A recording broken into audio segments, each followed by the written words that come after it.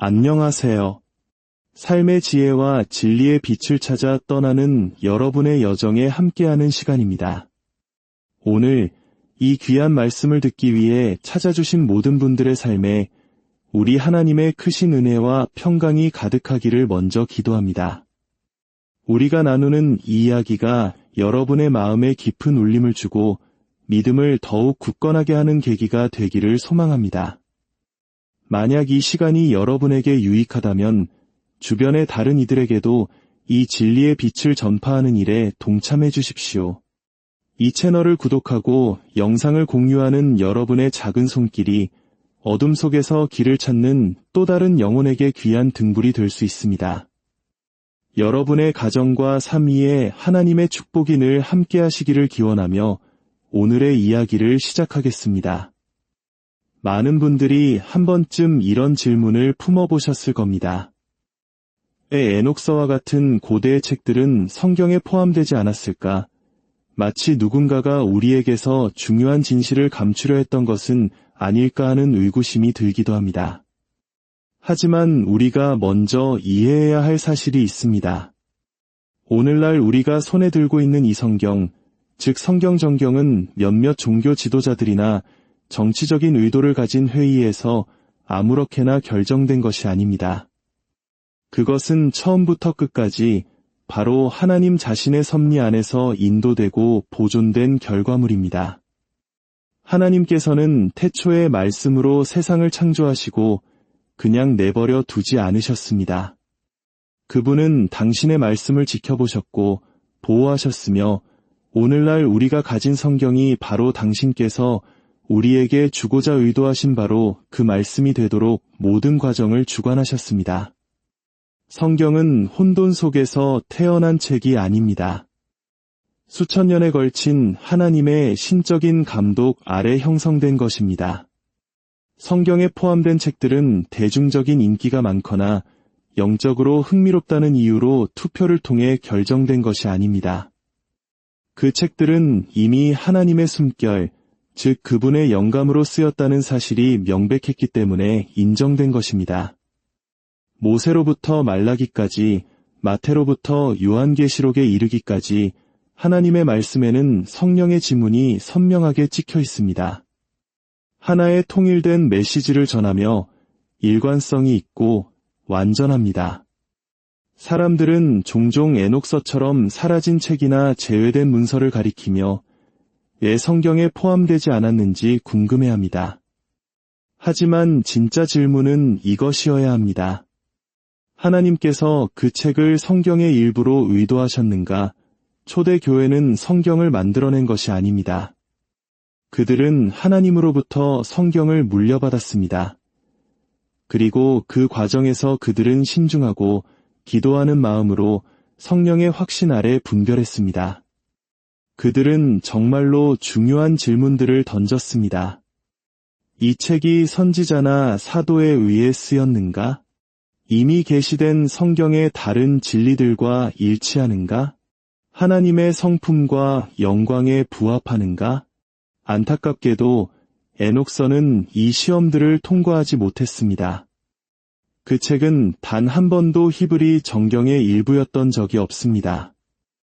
하나님의 말씀을 맡았던 유대 민족조차 에녹서를 성경으로 보존하지 않았습니다. 우리 주 예수님께서는 단 한 번도 에녹서를 인용하지 않으셨고 사도들 역시 그 책을 가지고 가르치지 않았습니다. 물론 그 책이 당시 사람들에게 알려져 있었다는 것은 사실입니다. 심지어 제한적으로 언급되기도 했습니다. 하지만 언급이 곧 인정을 의미하지는 않습니다. 사도 바울도 이교도 시인들의 글을 인용한 적이 있지만 우리는 그들의 글을 거룩한 경전으로 여기지 않습니다. 유다서에서 에녹의 예언이라고 알려진 구절을 인용했지만 그것이 에녹서 전체가 영감받은 책이라는 의미는 결코 아닙니다. 마치 교회가 무언가를 빼앗아 갔거나 우리가 중요한 진리를 놓치고 있다는 생각은 잘못된 이야기를 만들어냅니다. 그것은 하나님을 마치 자신이 쓴 책의 일부 페이지를 잃어버리는 부주의한 저자처럼 보이게 만듭니다. 그러나 성경의 하나님은 그런 분이 아니십니다. 그분은 모든 말씀의 주권자이시며 처음부터 끝을 아시는 분입니다. 온 우주를 말씀의 능력으로 붙들고 계신 하나님께서 당신의 말씀이 불완전하도록 내버려 두셨을 것이라고 정말 믿으십니까? 결코 그렇지 않습니다. 성경 정경은 닫혔습니다. 인간이 문을 쾅 닫았기 때문이 아니라 하나님께서 시작하신 일을 마치셨기 때문입니다. 그분은 아들 예수 그리스도 안에서 자신을 온전히 드러내셨고 우리가 어둠 속에서 헤매지 않도록 그분의 말씀을 주셨습니다. 우리는 숨겨진 지식을 찾아 고대의 두루마리를 파헤칠 필요가 없습니다. 진리는 이미 우리 손안에 있습니다. 여러분이 들고 있는 그 성경에는 빠진 것이 아무것도 없습니다. 왜냐하면 그 저자이신 하나님께서는 결코 실수를 하지 않으시기 때문입니다. 에녹서가 성경에 없는 가장 명백한 이유 중 하나는 바로 이것입니다. 예수님께서 그 책을 인용하지 않으셨다는 사실. 사도들 역시 마찬가지였습니다. 이 사실 하나만으로도 우리는 잠시 멈추고 깊이 생각해야 합니다. 예수님께서 성경을 어떻게 다루셨는지, 어떻게 인용하고 의지하며 가르치셨는지를 보면 우리는 그분이 구약 성경 전체에 신적인 권위를 부여하셨음을 깨닫게 됩니다. 그분은 모세와 선지자들의 글을 하나님의 말씀으로 선포하셨습니다.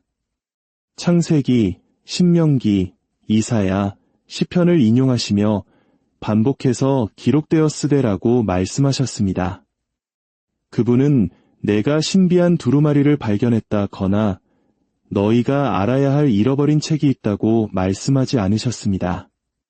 아니요, 그분은 이미 하나님의 백성에게 인정되고 확증된 성경을 가리키셨습니다. 만약 잊히거나 간과된 책을 확증할 권위가 있는 분이 계셨다면 그분은 바로 그리스도 자신이셨을 것입니다. 만약 그분께서 우리가 에녹서를 하나님의 계시의 일부로 여기기를 원하셨다면 그렇게 말씀하셨을 것입니다. 그럴 기회는 얼마든지 있었지만 그분은 그렇게 하지 않으셨습니다. 베드로도, 바울도, 요한도, 야고보도 마찬가지였습니다. 어떤 사도도 교리를 세우거나 신학을 설명하거나 진리를 변호하기 위해 에녹서를 사용하지 않았습니다. 그들은 교회의 기초를 추측성글 위에 세우지 않았습니다. 그들은 확실한 하나님의 말씀 위에 교회를 세웠습니다. 에녹서가 성경에 포함되지 않은 또 다른 중요한 이유는 그 내용 자체에 있습니다. 우리는 그 책이 어디서 왔는지, 누가 썼는지 뿐만 아니라 실제로 무슨 말을 하는지를 자세히 살펴보아야 합니다. 왜냐하면 에녹서는 교리적인 혼란과 신화적인 상상력으로 가득 차 있기 때문입니다. 그것은 성경의 일관성과 명료함과 전혀 일치하지 않습니다. 마치 신적인 계시라기보다는 종교 소설처럼 읽힙니다. 하나님은 혼란을 영감하지 않으십니다. 그분은 혼돈의 저자가 아니십니다. 그분은 진리를 말씀하십니다. 에녹서를 읽어보면 천사들이 인간 여성과 결혼하여 거인들을 낳고 인류에게 금지된 지식을 가르쳤다는 정교한 이야기들을 발견하게 됩니다. 물론 창세기 6장에는 하나님의 아들들과 사람의 딸들에 대한 짧고 신비한 언급이 있습니다.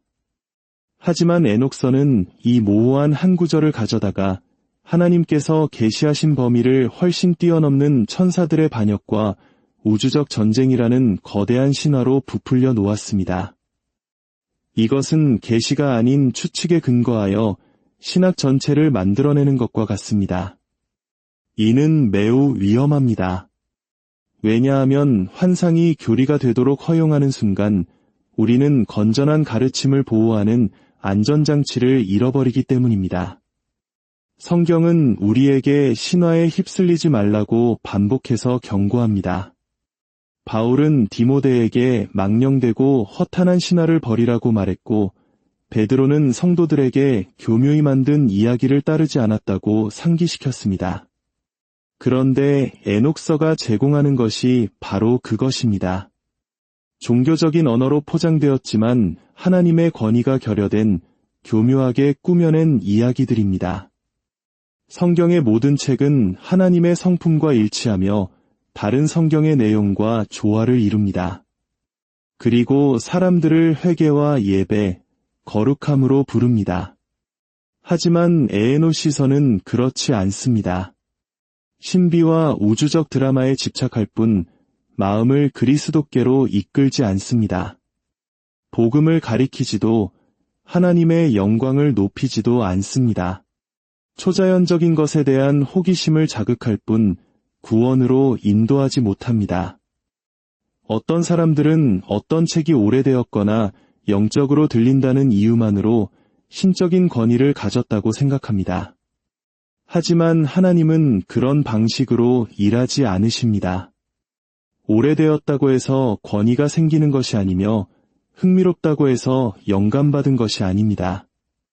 마지막으로 에녹서의 저자에 대한 문제입니다.